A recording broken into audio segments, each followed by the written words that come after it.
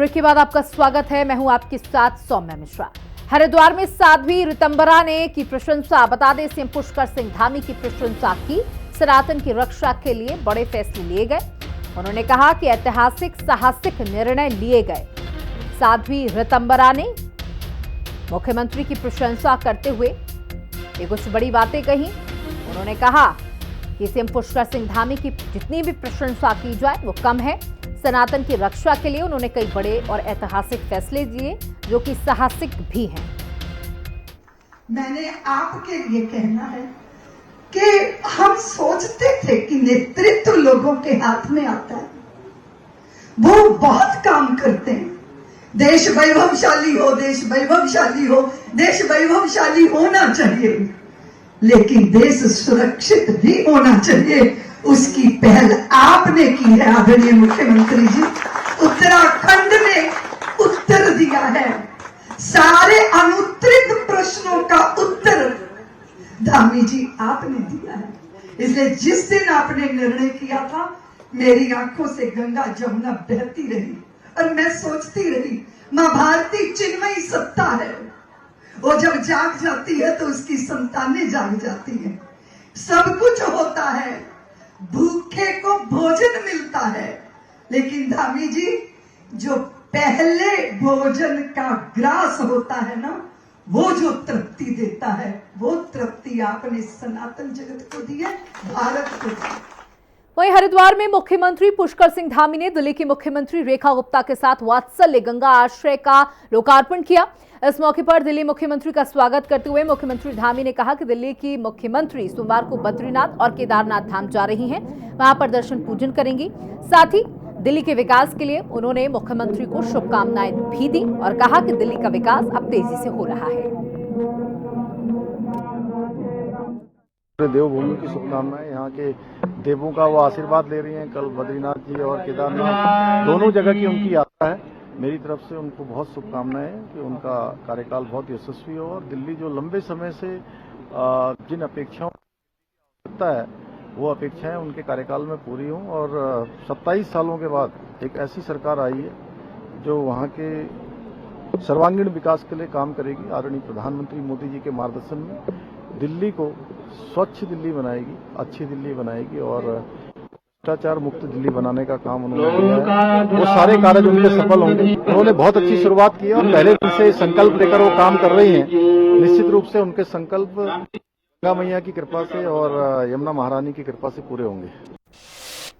वहीं ऋषिकेश के परमार्थ निकेतन आश्रम में दिल्ली की मुख्यमंत्री रेखा गुप्ता पहुंची, जहां दिल्ली सीएम का परमार्थ निकेतन आश्रम के परमाध्यक्ष चिदानंद सरस्वती महाराज ने स्वागत किया। दिल्ली मुख्यमंत्री ने गंगा पूजा और गंगा घाट पर गंगा आरती भी की और मां गंगा का आशीर्वाद प्राप्त किया।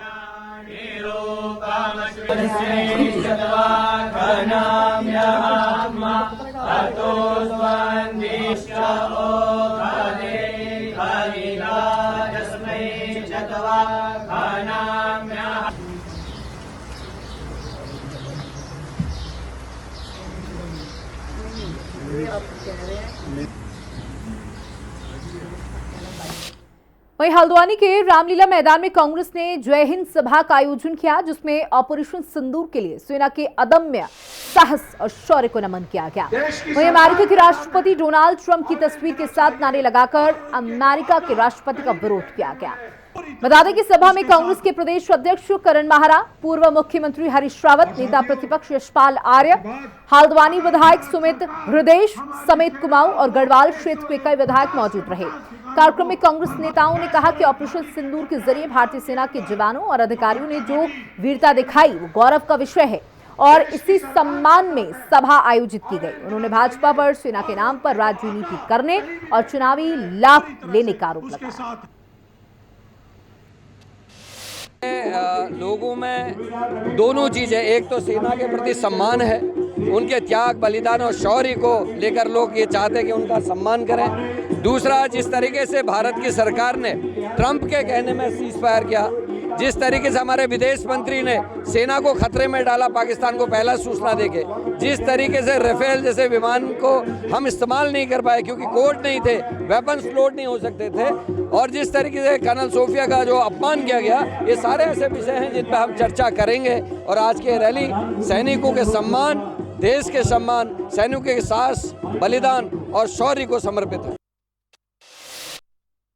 सेना देश के गौरवशाली जनता और भारत माता को समर्पित है ये जय हिंद सभा जो है, और देश के सभी कोनों में कांग्रेस इस तरीके की सभाएं कर रही हैं। और हमने जब भी देश का प्रश्न आया हमेशा जय हिंद कहा, और आज भी हम देश के साथ मिल करके जय हिंद का उद्घोष कर रहे हैं, और पूरा राष्ट्र, पूरा देश हमारे साथ जय हिंद का उद्घोष कर रहा है। आज हल्द्वानी में भी सारी हल्द्वानी, इसके अगल बगल के सारे इलाके के लोग आकर के बहुत उत्साहपूर्ण वातावरण में जय हिंद कहने के लिए आए। जब भी देश में संकट आया है,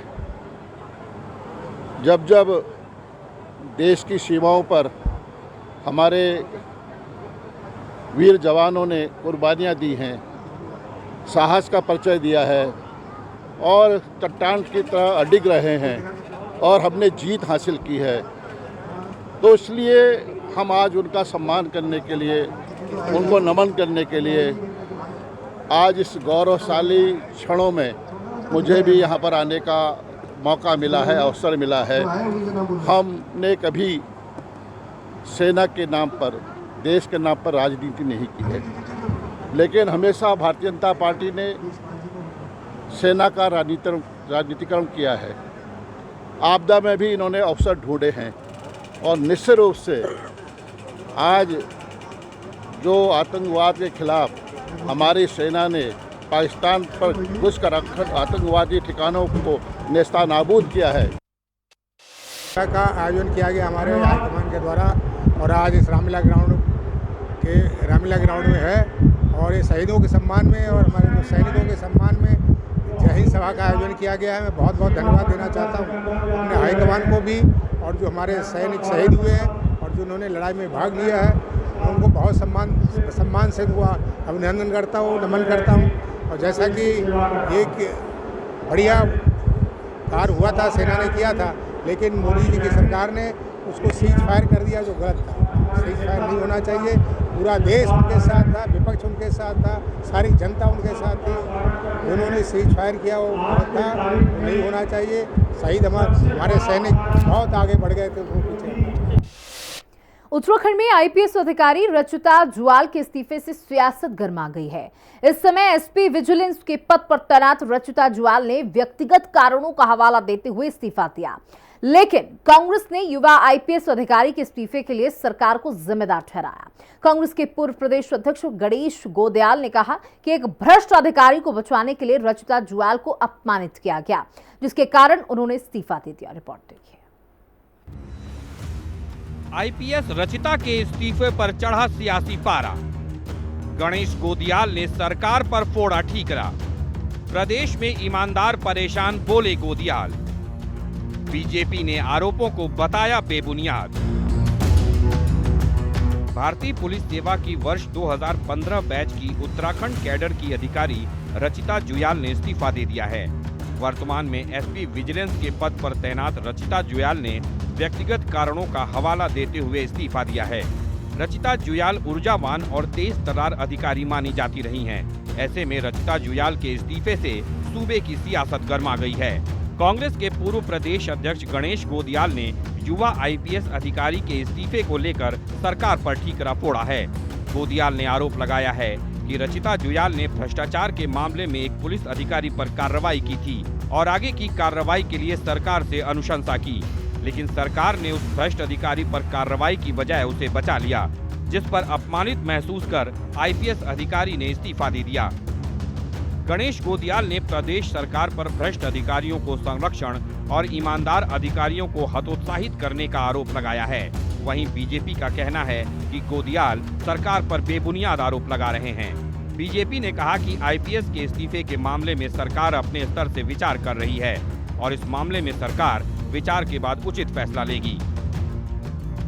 जुमला उनका है कि जीरो टॉलरेंस, लेकिन करतूत ये है कि एक अधिकारी को, जब एक वरिष्ठ अधिकारी ने, आईपीएस अधिकारी ने किसी अधिकारी को इस तरह रंगे हाथ पकड़ा तो उस पर कार्रवाई करने के बजाय उसका संरक्षण किया जा रहा है और नतीजन उस आईपीएस अधिकारी को, जिसका कि राजनीतिक हलकों में आज बड़ी चर्चा है, उस अधिकारी को नतीजतन अपनी इंसल्ट महसूस करते हुए अपने पद से रिजाइन देना पड़ा, आईपीएस की सेवा से रिजाइन देना पड़ा।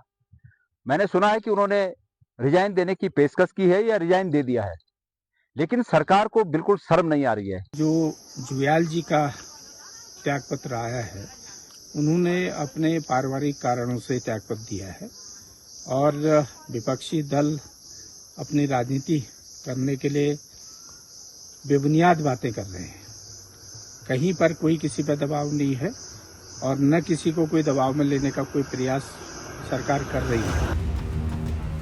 एसपी विजिलेंस रचिता जुयाल के नेतृत्व में विजिलेंस टीम ने 14 मई को देहरादून में आईएसबीटी चौकी इंचार्ज देवेश घुघशाल को 1 लाख रुपए की रिश्वत लेते पकड़ा था, जिसके बाद पुलिस महकमे में हड़कंप मच गया था। उत्तराखंड में विजिलेंस टीम लगातार भ्रष्टाचार के मामलों में तेजी से कार्रवाई कर रही है। ऐसे में एसपी विजिलेंस पद पर तैनात तेज तर्रार और ईमानदार छवि की आईपीएस अधिकारी के इस्तीफे के पीछे विपक्षी कांग्रेस सरकार को जिम्मेदार ठहरा रही है। अब देखना होगा कि धामी सरकार के भ्रष्टाचार पर जीरो टॉलरेंस की नीति को अंजाम तक पहुंचा रही आईपीएस रचिता जुयाल के इस्तीफे पर सरकार क्या फैसला लेती है। देहरादून से संवाददाता दीपिका भंडारी और अशोक कुमार के साथ ब्यूरो रिपोर्ट, हिंदी खबर।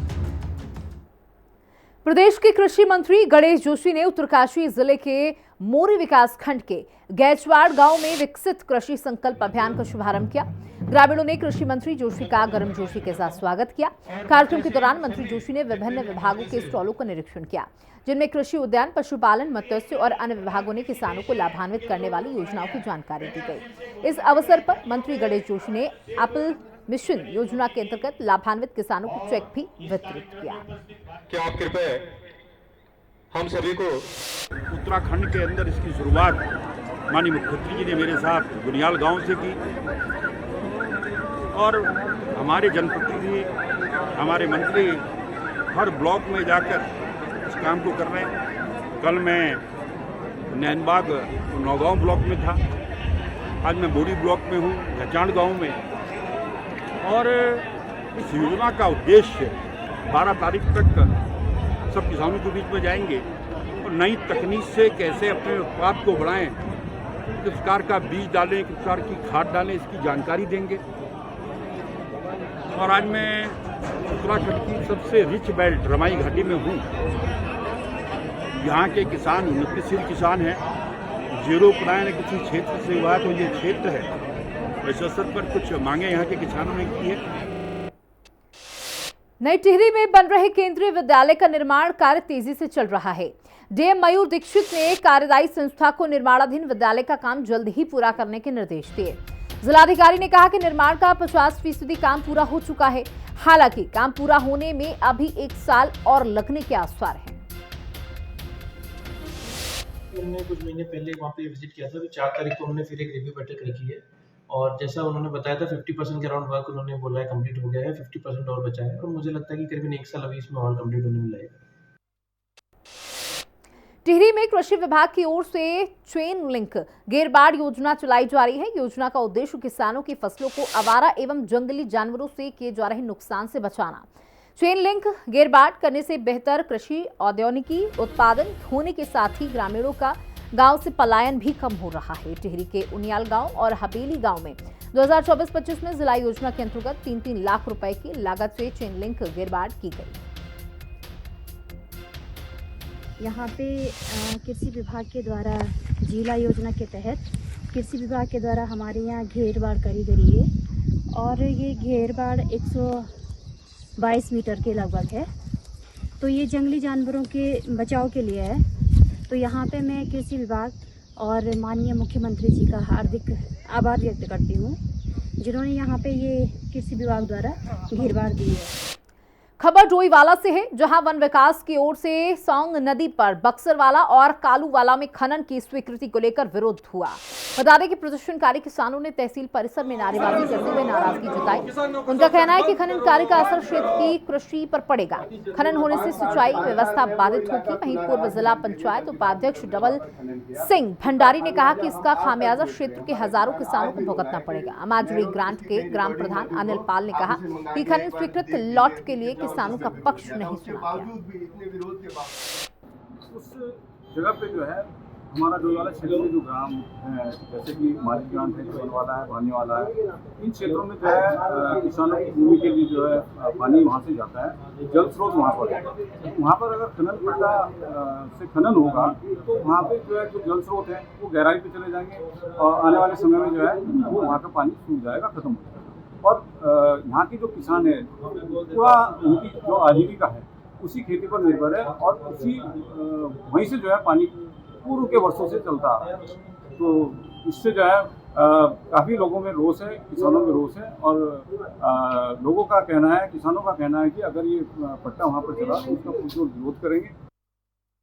इसकी मुख्य वजह ये है कि जो सौंग नदी का एक पर्टिकुलर 2 किलोमीटर का एक पार्ट है जो जौली नहर के हेड से शुरू होता है और अल्लाह रखी नहर के हेड तक जाता है। लगभग 2 किलोमीटर का ये पार्ट है सौंग नदी का, जिसमें राउंड द ईयर पानी रहता है। और जितनी नहरें हैं इस क्षेत्र में, जितनी भी नहरें हैं, सब उसी 2 किलोमीटर पार्ट के अंदर से निकलती हैं। जो एक तरह से मैं अगर ये कहूँ कि ये लाइफ लाइन है इस इलाके की, तो इसमें कोई अतिशयोक्ति नहीं है। वो जो नहरें वहाँ से निकलती हैं उनसे लगभग 40,000 बीघा जमीनों की सिंचाई है। और पिछले 5 साल, पिछले बार भी 5 साल के लिए 2011 से 16 तक वन विकास निगम ने खनन किया है उस नदी में। उसका खामियाजा हम आज भुगत रहे हैं। अल्मोड़ा हल्द्वानी राष्ट्रीय राजमार्ग पर कारब के पास सड़क का एक हिस्सा टूटकर नदी में जा गिरा। हादसे के बाद आवाजाही पूरी तरह से बंद कर दी गई। रविवार दोपहर तक दोनों ओर वाहनों की लंबी कतारें लग गई। पहाड़ों की ऊपरी हिस्सा काटकर सड़क चौड़ी की गई, जिसके बाद दोपहर में एक एक कर वाहनों को निकाला गया। भारी वाहन चालकों को घंटों इंतजार करना पड़ा। ड्राइवरों ने कहा कि वो रात 8 बजे से यहां पर फंसे हुए हैं और उन्हें 16 घंटे बाद भी पास नहीं मिल पा रहा। एनएच के अधिकारियों के मुताबिक हादसे के बाद सिर्फ 2.5 मीटर सड़क बची थी। सुरक्षित निकासी के लिए ऊपर से करीब 1 मीटर पहाड़ काटा गया। सड़क के खट साइड की ओर का थोड़ा सा पहाड़ गिर गया था, तो उससे सड़क की चौड़ाई कम बची थी, तो उसमें बड़ी गाड़ियों को दिक्कत थी, कहीं धंस न जाए नीचे, तो इसलिए थोड़ा अंदर को चौड़ीकरण, मतलब कटिंग करके चौड़ीकरण करने का हमारा प्लान था। तो आज उसको सुबह से हमने शुरू कर दिया कटिंग करना यहाँ पर। तो चौड़ी करके उसको आधे 1 घंटे के अंतर पर गाड़ी निकाल भी दी थी एक बार, फिर दोबारा से थोड़ा कटिंग करी गई, फिर से उसको गाड़ियाँ निकल रही हैं अभी, सारी छोटी गाड़ियाँ। बड़ी गाड़ियों के लिए क्या? बड़ी गाड़ियों के लिए अभी देख रहे हैं कि कितनी जगह उस पर बची है, नहीं है, क्या है। अगर नहीं बची है तो थोड़ा और कटिंग, अंदर कटिंग करेंगे। अगर निकल जाती हैं तो फिर अभी गाड़ी निकल। सर ये कह रहे हैं एसपी साहब ने मना कर रखा है, कल शाम 8 बजे से रोक के रखा है हमें यहाँ पे। ये रोड बंद होने की वजह से हमको कल रात 8 बजे से रोक के रखा है। क्या कहते हैं, ये कह रहे हैं एसपी साहब ने मना कर रखा है यहाँ से जाने के लिए। पहले बता। तो यहाँ पर आपके खाने पीने और चीज़ों की व्यवस्था क्या? कोई व्यवस्था नहीं है सर, यहाँ पर खाने पीने की कोई व्यवस्था नहीं है। और यहाँ ना कोई चाय पानी कुछ नहीं है, यहाँ खाली खड़े करके रखा है। वहीं कालाटुंगी वन रेंज में गुलदार का आतंक देखने को मिल रहा है। ग्राम सभा चोकलवा बिदरापुर निवासी लक्ष्मण सिंह के घर के बरामदे से पालतू कुत्ते को गुलदार ले गया। ये घटना सीसीटीवी में कैद हो गई। गुलदार के पालतू कुत्ते को निवाला बनाने से गांव में दहशत का माहौल है। अभी तक सैकड़ों पालतू जानवरों और दर्जनों ग्रामीणों को कालाटुंगी रेंज में गुलदार शिकार बना चुका है। वहीं देहरादून में शनिवार देर शाम अचानक आए तेज आंधी और तूफान से जनजीवन अस्त और व्यस्त हो गया। वहीं शिमला बाईपास निवासी 63 वर्षीय महिला पर पेड़ गिरने से महिला की मौत हो गई। मृतका की पहचान 63 वर्षीय रेखा के रूप में की गई। मृतक महिला तहसील की पार्किंग की ओर से सब्जी लेकर लौट रही थी जब उन पर तेज आंधी के कारण पेड़ गिर गया। हादसे के बाद मौके पर अफरा तफरी मच गई।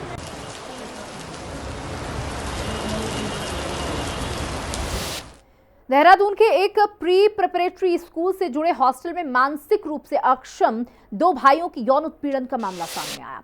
राज्य बाल अधिकार संरक्षण आयोग की टीम ने स्कूल और हॉस्टल का निरीक्षण किया। आयोग की अध्यक्ष डॉक्टर गीता खन्ना ने बताया कि स्कूल का संचालन दिल्ली में पंजीकृत एक ट्रस्ट कर रहा है, जिसके लिए किसी प्रकार की शैक्षणिक मान्यता नहीं ली गई। उन्होंने बताया कि टीम के निरीक्षण में हॉस्टल की स्थिति काफी जर्जर मिली, वहां किसी भी प्रकार के सुरक्षा मानकों का पालन नहीं किया जा रहा था।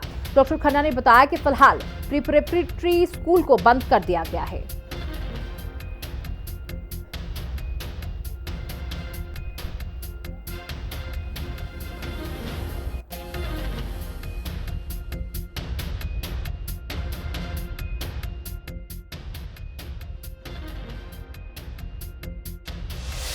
कारगी में कहीं पर एक विद्यालय चल रहा है जो प्रिपरेटरी स्कूल की तरह चल रहा है दिव्यांगों के लिए, और उसी के एक्सटेंशन के रूप में पिछले 1 साल से किराए के 4 कमरों में फर्स्ट फ्लोर पे इन्होंने ये हॉस्टल फैसिलिटी शुरू करी, जिसका इन्होंने गूगल के माध्यम से प्रचार किया हुआ था।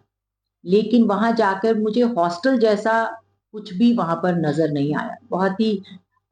बहुत डिंजी कमरे थे, ना रोशनी ना लाइट, और जो रख रखाव था वो भी बहुत शैबी था, मतलब सफाई के नाम पे। हालांकि किचन रिलेटिवली ठीक था। सिक्योरिटी के वाइज भी वो दिव्यांग बच्चों के लिए तो बिल्कुल उपयुक्त नहीं है। फर्स्ट फ्लोर पे है और कोई ऐसा सिक्योरिटी अरेंजमेंट्स मुझे नहीं दिखे।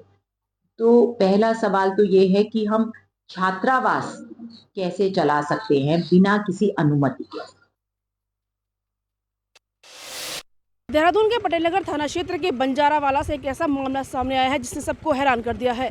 बता दें कि बंजारावाला स्थित एक स्कूल में पढ़ने वाले 2 दिव्यांग बच्चों के साथ स्कूल के ही वार्डन ने मारपीट की और यौन उत्पीड़न किया, जिसके बाद बच्चों की मां ने पुलिस में इसकी शिकायत की। पुलिस ने दिव्यांग बच्चों से जो उनकी भाषा है उसे समझने के लिए, उनसे बयान लेने के लिए विशेषज्ञों की टीम भी बुलाई। इसी के साथ मौके पर जो CCTV और DVR मौजूद थी उसे कब्जे में लिया। उसके आधार पर जो आरोपी है उसकी पहचान की गई। आरोपी जो है स्कूल का ही वार्डन निकला, जिसने बच्चों के साथ मारपीट की और उनका उत्पीड़न किया। पुलिस ने इस मामले में आरोपी को तुरंत गिरफ्तार करके न्यायालय के समक्ष पेश किया है और उसके खिलाफ जो चार्जशीट है वो अब दाखिल की जाएगी। इस मामले में इस पूरी जानकारी जो SP सिटी है देहरादून के प्रमोद कुमार उन्होंने दी है कि बच्चों की जो माँ है उन्होंने शिकायत दर्ज कराई थी पटेल नगर थाने में कि 2 दिव्यांग बच्चे हैं जो बोल नहीं पाते हैं ढंग से। उनके साथ जो वार्डन है स्कूल का ही वार्डन, उसने छेड़खानी की है, मारपीट भी की है और इस पर जो मुकदमा है वो दर्ज किया गया था। और तुरंत कुछ ही घंटे बाद गाजीपुर उत्तर प्रदेश निवासी मोनूपाल को इसमें गिरफ्तार कर लिया गया है और आगे की जांच जो है वो की जा रही है। कैमरा पर्सन इलियास अहमद के साथ दीपिका भंडारी, हिंदी खबर, देहरादून। खबर देहरादून के थाना पटेल नगर क्षेत्र से है, जहां एक स्कूल में पढ़ने वाले दिव्यांग भाइयों के साथ मारपीट और यौन उत्पीड़न का मामला सामने आया। इस मामले में पुलिस ने स्कूल के वार्डन को चंद घंटे में गिरफ्तार किया। देहरादून SP सिटी प्रमोद कुमार ने जानकारी दी कि दिव्यांग और नाबालिग बच्चों का मेडिकल भी कराया गया। साथ ही दिव्यांग बच्चों की भाषा को समझने के लिए एक्सपर्ट को भी बुलाया गया। इसके अलावा CCTV भी खंगाले गए।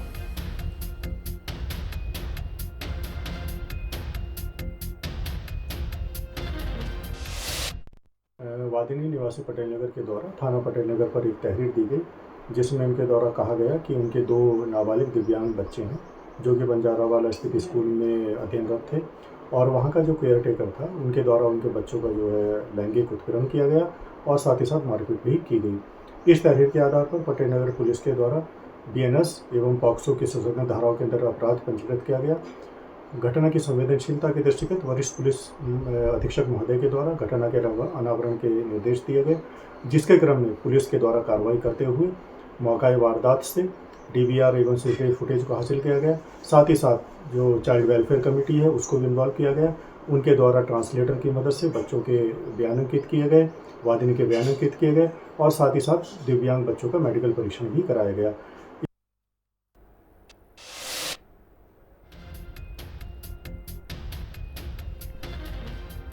तो दिव्यांग बच्चों से मारपीट और यौन उत्पीड़न का ये मामला सामने आया, जिसके बाद पुलिस एक्शन में है। आरोपी को दून पुलिस ने गिरफ्तार भी कर लिया है। पूछताछ उससे जारी है। दून पुलिस मामले की जांच कर रही है। देहरादून से ये मामला सामने आया, जहां दिव्यांग बच्चों से मारपीट और यौन उत्पीड़न का ये गंभीर मामला है। इसके बाद बड़ी कार्रवाई करते हुए आरोपी को गिरफ्तार किया गया।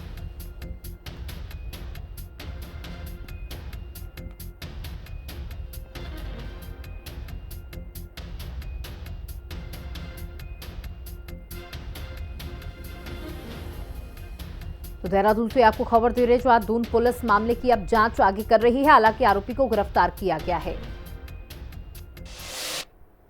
बता दें कि उत्तराखंड में महाकुंभ 2025 का कार्यक्रम सीएम विष्णुदेव साय ने कार्यक्रम में शिरकत की है।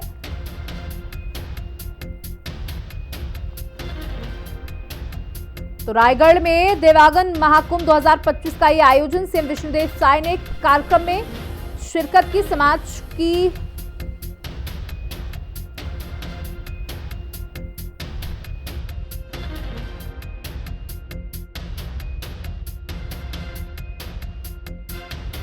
जिले के कोल्हापुरी गांव में चंद्रनाहु उर्मी क्षत्रिय समाज का महासम्मेलन था, उसमें शामिल हुए।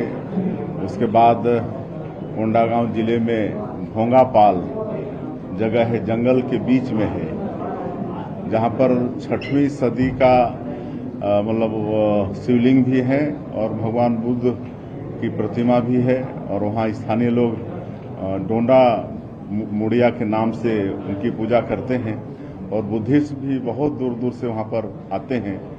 आज भी वहां पर हजारों की भीड़ थी। और आज जापान से लेकर आपके बोध गया से लेकर नागपुर से लेकर कई जगहों से बुद्धिस्ट वहां पर आए हुए थे। तो उस क्षेत्र को आगे पर्यटन के हिसाब से बहुत आगे बढ़ाएंगे, कहें कि बहुत ही वो अच्छा जगह होगा और निश्चित रूप से उससे छत्तीसगढ़ की एक और पहचान बनेगी। और यहाँ पर आज रायपुर में देवांगन समाज का यहाँ पर महाकुंभ था, जिसमें प्रदेश भर के लोग आए हुए थे, जिसमें माननीय हमारे प्रदेश अध्यक्ष जी 4 घंटे से मतलब यहाँ पर हैं। हमारे इस समाज के गौरव लखनलाल देवांगन जी जो प्रदेश में कैबिनेट मंत्री हैं, वो हमारे विधायक मोतीलाल साहू जी, पुरंदर मिश्रा जी और समाज के सभी वरिष्ठ जनों के उपस्थिति में ये महाकुंभ संपन्न हुआ है। और आज यहाँ पर समाज के तरफ से और भी कई कार्यक्रम चलाए गए हैं, कई प्रदर्शनी रखे गए, ब्लड डोनेशन का काम था, स्वास्थ्य परीक्षण का था। इसमें समाज के जो विभिन्न क्षेत्रों में उत्कृष्ट काम किए हैं उनको सम्मान भी करने का काम किए हैं। कथक एक बहुत अच्छा एक बेटी कथक नृत्य प्रस्तुत की, यहाँ पर छत्तीसगढ़ी पिक्चर की एक्ट्रेस, उनको भी सम्मान किए हैं। मतलब समृद्ध, हर क्षेत्र में समृद्ध समाज है। और इसी के साथ इस बुलेटिन में इतना ही। बने रहिएगा हिंदी खबर के साथ। नमस्कार।